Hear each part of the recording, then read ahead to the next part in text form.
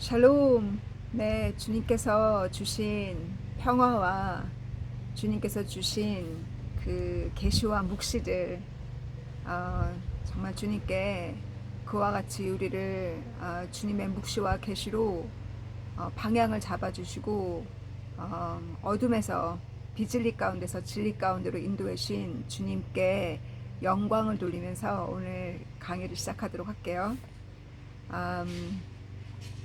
이 과거에 하나님께서 민수기와 또 출애굽기에 이 아말렉 후손들을 하나님이 이 땅에서 완전히 내가 말살시키겠다고 하나님께서 예언하셨거든요.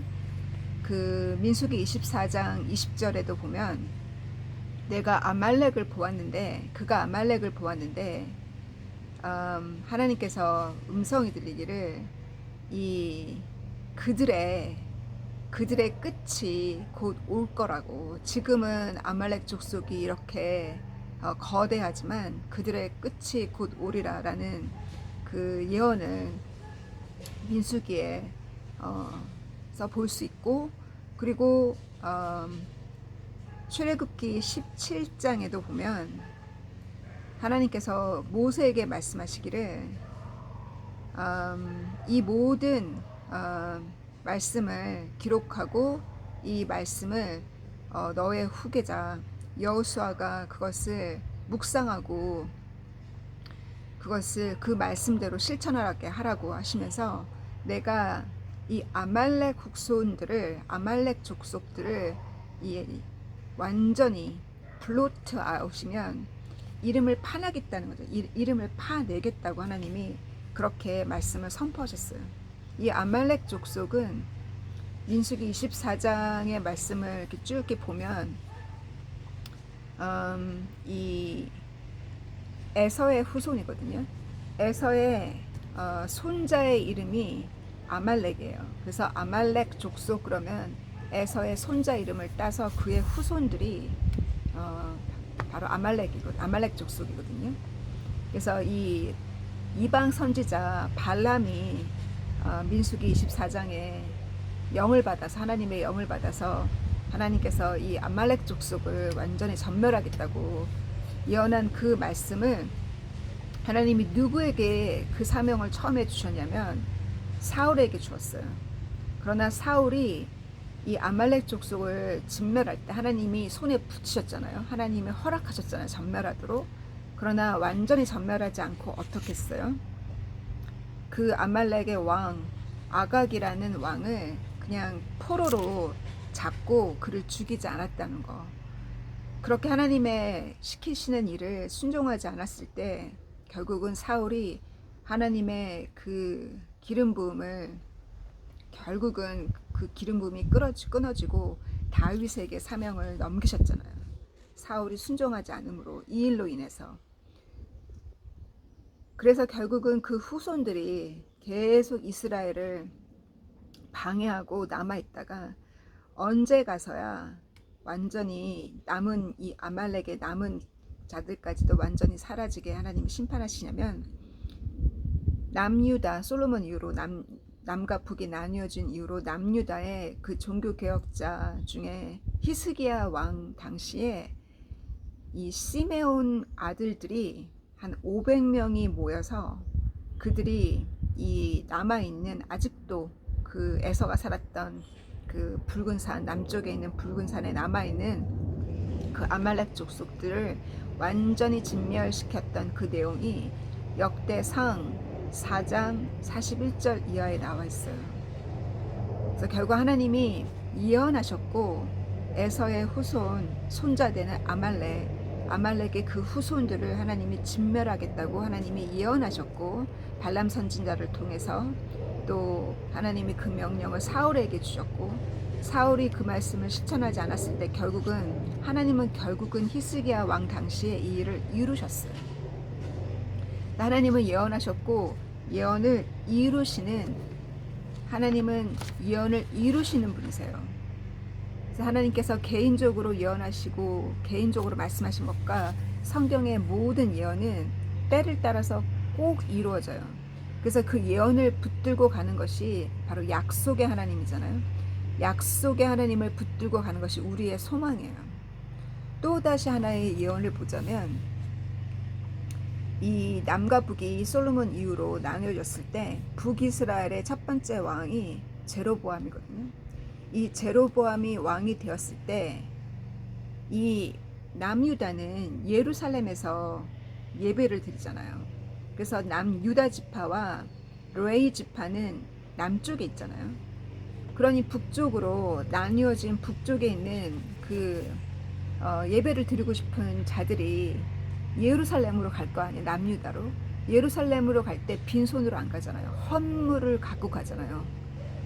그 제물과 하나님께 드릴 성물을 가지고 가잖아요.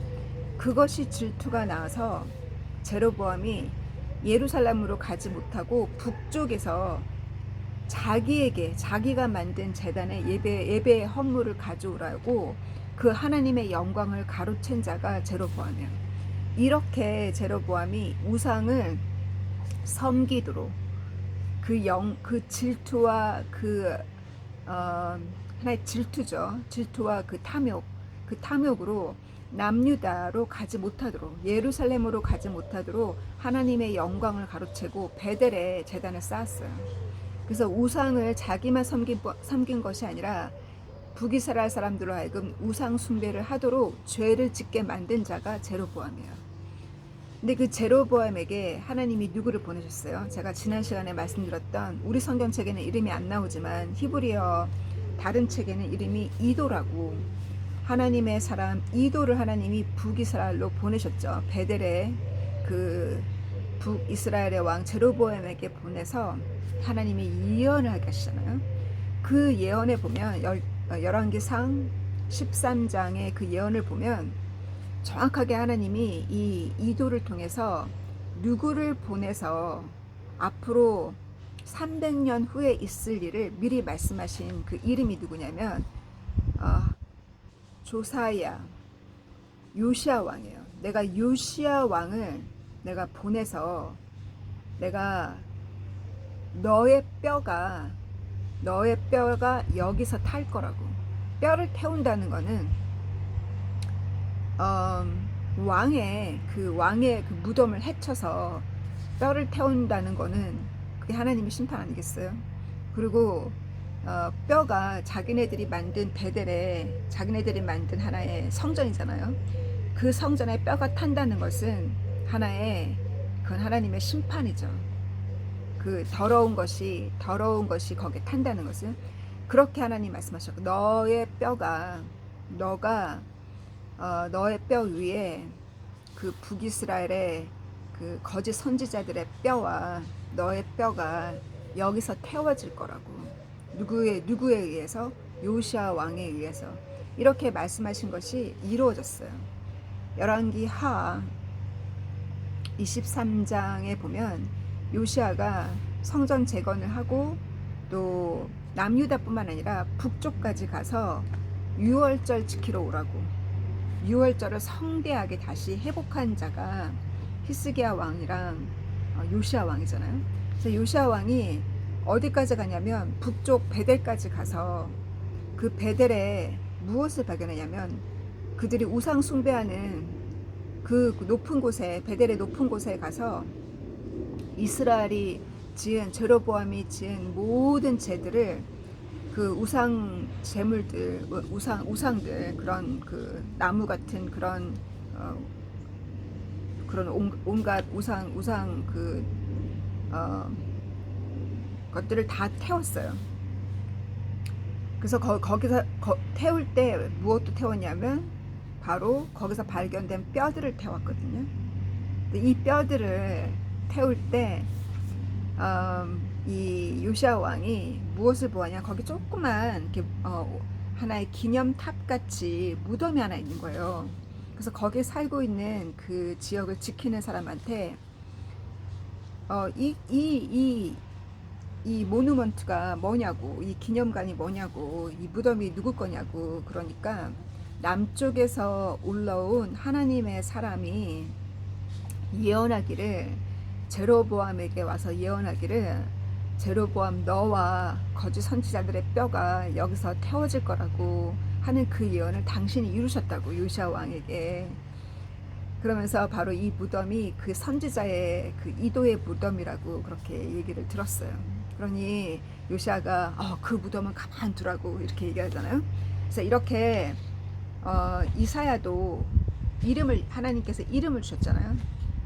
사이프러스라는 그 페르시아 왕이 바벨론을 심판하리라는 페르시아 왕 얘기를 하나님께서 미리 150년, 200년 전에 그 이름을 미리 말씀하셨고, 이렇게 이도를 통해서 요시아 왕의 이름을 미리 300년 전에 미리 말씀하셨잖아요. 그래서 하나님의 나라의 하나님의 책에는 이와 같은 종교개혁자, 이와 같은 위대한 전도자와 종교개혁자들의 이름들이 미리 각 세대에 하나님이 선택하신 자의 이름이 미리 기록되어 있다는 거예요. 이렇게 미리 말씀하신 것처럼.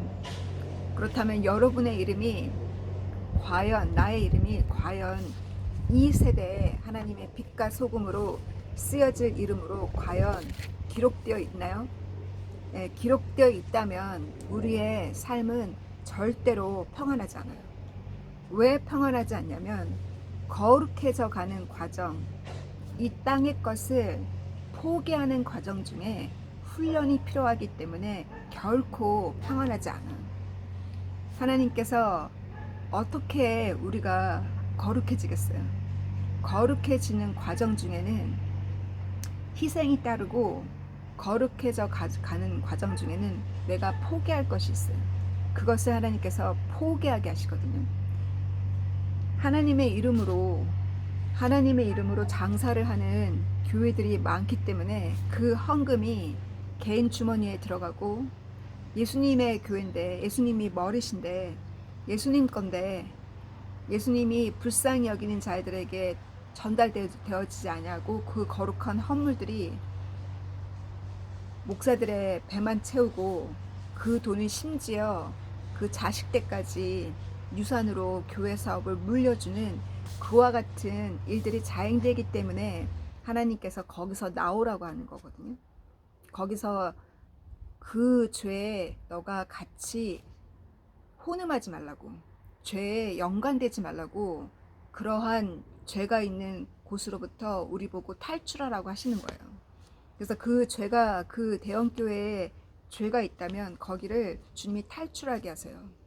그래서 제 꿈에 주님이 보여주시기를, 오갈 데 없는 분이 제 방으로 이사를 들어오셨어요. 한국 분이시거든요. 그래서 제가 받아들이면서 열심히 성경 공부하시라고. 우리가 교회를 섬기는 것이 아니라 예수님을 섬기는 거잖아요. 예수님은 진리잖아요. 진리는 하나님의 말씀이잖아요. 말씀을 배우고 말씀을 실천하는 것이 참 제자예요. 그래서 목회를 하다 보면 돈과 명예와 그 간판에 오염될까봐 주님께서 거기서 빼내기도 하세요. 거기서 오염되지 않으려면 항상 전도자 마음으로 살아야 돼요. 자녀들을 다, 성도들을 다 키워놨잖아요. 근데 그들이 일을 안 하잖아요. 일하지 않는 자와 먹고 마시면 안 돼요. 게으르게. 그들과 함께 맨날 엔터테이닝 하면 안 돼요. 항상 목회자는 전도자의 마음으로 지금 막 회개하고 돌아선 자, 그 자를 키우고, 지금 막 회개한 첫사랑이 가득한 자와 함께 일하면 문이 열려요. 복음의 문이 열려요. 이미 하나님의 나라에 들어온 지 3년 이상 됐는데도 생명의 열매가 안 열리고, 말씀을 모르고, 말씀을 전하지 모르고, 말씀을 전혀 모르고, 말씀에 관심도 없고, 일하지 않는 자 먹지도 말라고 했잖아요. 그죠? 그래서 도리어 그러한 자들이 이제 막 온 자를 통해서 그들과 손잡고 계속 새로운 생명의 문이 열려야 돼요. 그래야 하나님이 축복해 주세요. 그래서 내가 항상 나를 낮추고 전도자의 마음으로 주님이 살게 원하시거든요. 이미 10명이 이미 와서 말씀 공부를 한 지 4년이 되었는데 생명의 열매가 없으니까 주님이 그들과 놀아주지 말라 그러시더라고요. 그 얘기는 영적으로 더 이상 10대가 아니라는 거예요. 10대에는 친구가 필요하잖아요. 그럼 나이가 이제 더 이상 10대가 아니라 30이 가까웠어요. 그럼 친구랑 놀 때가 아니라는 거예요. 가정을 꾸려야죠. 주님이 남편이시고 주님과 함께 자녀를 쑥쑥 낳아야 하잖아요. 생명의 역사가. 생명의 역사가 안 일어나니까 그들과 놀지 말라고. 그러면서 친구들의 그 말씀을 배운 지 3년, 4년 됐는데도 열매가 없으니 그들과 시간을 보내고 낭비하지 말라고 그 가지를 다 자르셨어요. 제 마음에서 그들을 도려내셨어요. 그리고 나서 다시 생명의 역사가 일어난 것이 작년 1월 달부터거든요. 그래서 하나님께서 여러분에게 때로는 교회에서 빼내기도 하시고 친구들을 도려내기도 하시고 잘라내시기도 하시고 과거에 내가 좋아했던 친구와 과거에 내가 좋아했던 취미생활과 과거에 내가 좋아했던 것들을 하나님이 하나 두 개씩 가져가세요. 왜냐하면 더 이상 너가 10대인데 인형 안고 놀고 있으니 그 인형이 더 이상 필요가 없다는 거예요. 계속 그 인형 갖고 놀 때가 아니라는 거예요. 10대가 되면 공부도 해야 되고 10대가 되면 다른 차원으로 가야 하잖아요. 영적으로. 더 이상 세상의 과거에 하나님이 허락했던 것들을 이제는 가져가세요. 왜? 영적으로 성장했기 때문에 과거에 내가 좋아했던 것들을 통해서 더 이상 만족이 안 되는 거예요. 성장하면 성장할수록 영적인 만족이 채워지지 않으면 곤고한 거예요. 성장하면 성장할수록 하나님의 말씀에 순종할수록 하나님이 기쁨을 주세요. 순종하면 순종할수록 기쁨을 주니까 또 사랑을 주시니까 더 순종하고 싶은 거예요. 억지로 하는 거 아니잖아요. 처음에는 연습을 해야 될 때는 하나님이 명령하세요. 처음에는 억지로라도 해야 돼요. 명령이니까. 근데 성장하고 나면 20대가 되고 30대가 되면 더 이상 과거에 했던 거를 하지 말라고 하지 않아도 하고 싶지 않아요. 왜? 거기서 만족이 안 오니까. 더 이상 필요 없는 것이 되었다는 거예요. 베드로 후서 3장을 보면 베드로가 뭐라고 얘기냐면 이 세상의 모든 것들은 결국은 하나님의 심판날에 다 태워진다 그랬어요. 그러니 거기에 집착하고 거기에 미련을 두지 말라고. 그러니 우리가 어떤 사람이 되어야겠냐고 베드로가 그렇게 얘기를 했잖아요. 결국은 다 태워질 거라는 거예요.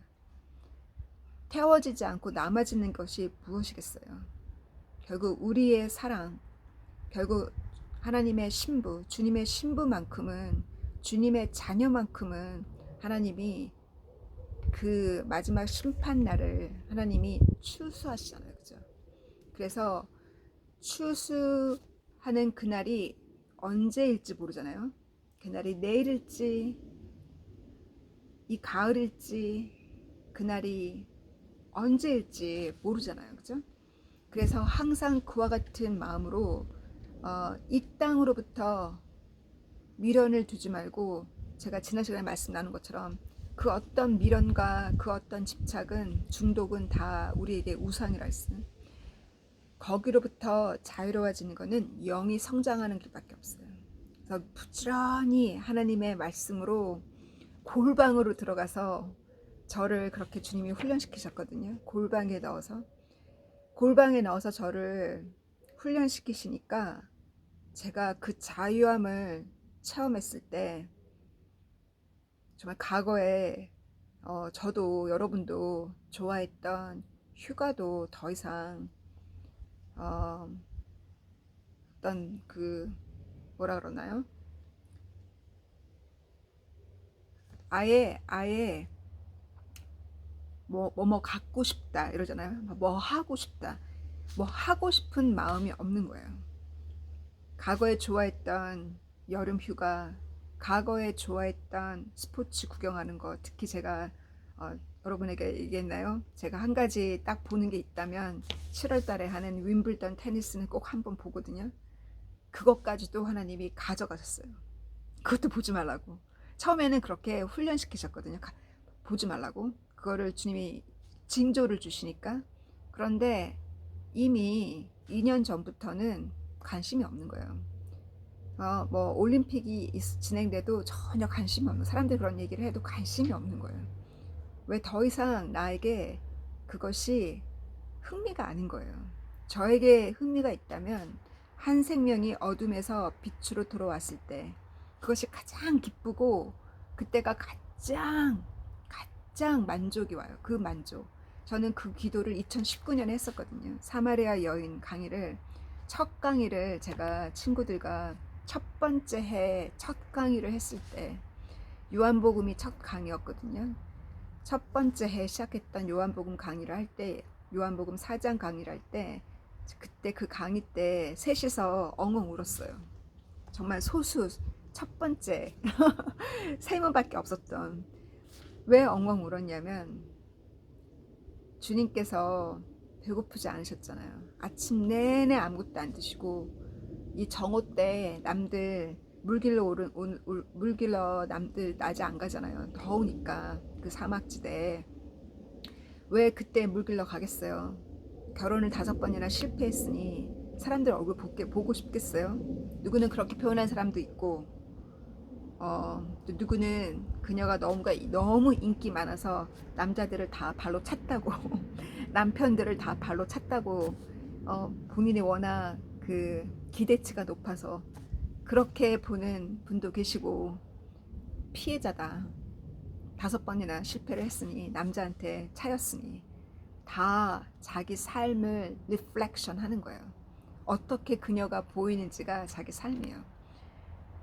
그렇게 그 물길러 온 그녀를 만나서 영적인 대화를 나누시고, 제자들이 음식을 가져왔는데 주님이 배고프지 않으셨잖아요. 제가 그 부분을 나눌 때 제가 펑펑 울었어요.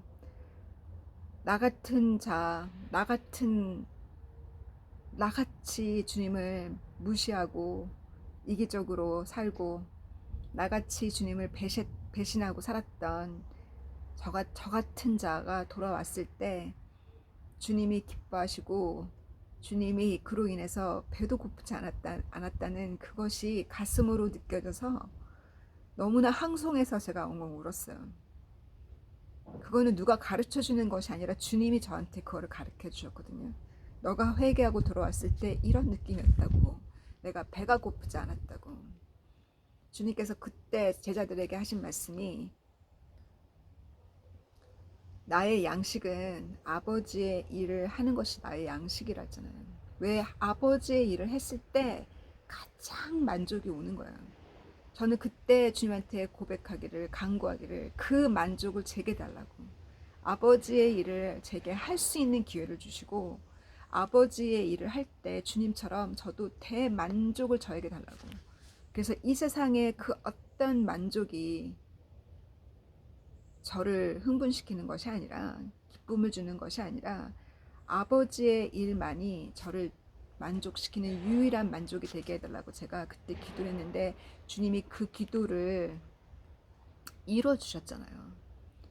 그래서 주님께 영광을 돌리면서 우리의 눈물로 간구하는 우리의 기도, 여러분이 눈물로 간구할 때 진실로 여러분의 영혼이 원하는 기도를 꼭 하시기를, 육신이 원하는 기도가 아니라, 우리가 원하는 물질적인 축복이나 자녀의 축복이나 부부관계의 축복이나 결혼의 축복이나 이 모든 축복들은, 물론 저는 꼭 건강을 위해서 기도하거든요. 건강이 없으면 못 도우니 주님께서 저를 쓰시는 동안 제가 건강하게 해달라고. 그래서 제가 발로 다 다니게 해달라고, 다 손발로 다 그들을 돕게 해달라고.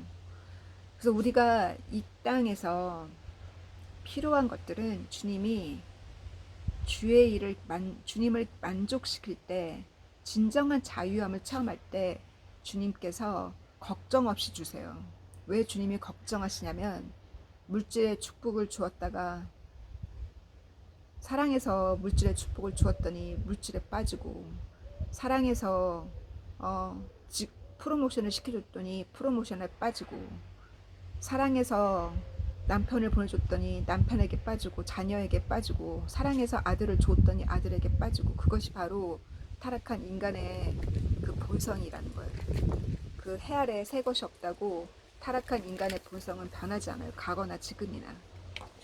그러므로 우리가 그 지혜자의 말을 듣고 어떻게 하면 진실로 주님과 동일한 만족을 우리도 그 만족 속에 살 수 있을지, 언제나 우리가 지금 끌어안고 있는 그 장난감과 친구들로부터 자유로워져서 주님과 함께 진정한 가정을 우리가 지을 수 있는 정말 성장된 30대의 영적으로 주님처럼 30대의 모습으로 주님과 주님의 신부로 서는 저희들이 되기를 간구하면서 마칠게요. 사랑하는 주님 감사합니다. 주님께서 저희들을 과거의 이 탐욕과 이기심, 우리의 적은 우리를 핍박하는 자가 우리의 적이 아니라 우리의 적은 우리의 탐욕과 우리의 이기심입니다. 주님, 우리의 이기심과 탐욕으로부터 우리가 자유로워지기까지 주님, 우리에게는 억지로 하는 연습도 필요할 것이요, 우리에게는 순종도 필요하니 주님께서 우리를 만들어 주셔서 진정한 자유함을 체험하는 그날까지 우리를 포기하지 마시고 우리를 만들어 주시기를 간구합니다.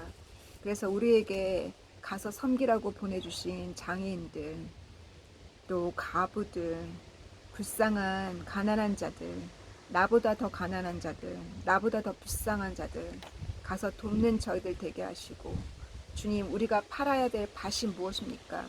그래서 그 보물을 주님의 그 주님과의 그 귀한 관계성을 우리가 무엇을 팔아야 살 수 있는지, 우리가 우리에게 거추장스러운 모든 것들을, 우리를 타락시키는 모든 것들을 내려놓는 저희들 될 수 있기를 간구하고, 다시 주님께서 주실 새로운 귀한 생명의 말씀을 기대하면서 사랑하는 예수님의 이름으로 감사함으로 드렸습니다. 아멘. God bless you. Bye.